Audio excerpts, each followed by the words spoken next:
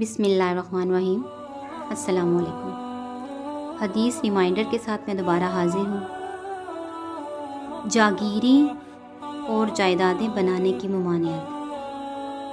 فرمان رسول اللہ صلی اللہ علیہ وآلہ وسلم ہے، لا تتخذوا الزیۃ فترغبوا فی الدنیا۔ جائیداد مت بناؤ، یہ نہ ہو کہ اس کی وجہ سے تمہیں دنیا میں رغبت پیدا ہو جائے۔ Do not crave for property, lest you should become consumed with desire for worldly life۔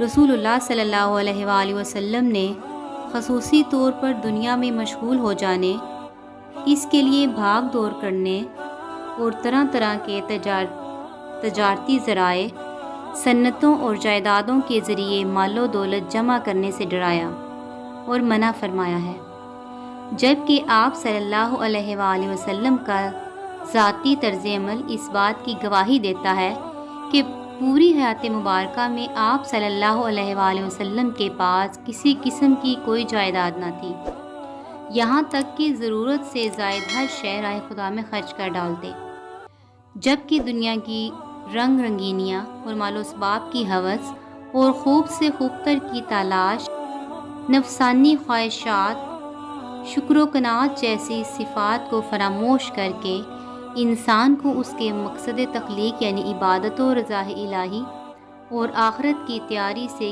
کسی نہ کسی طرح غافل ضرور کر دیتی ہے۔ ترمذی 2328۔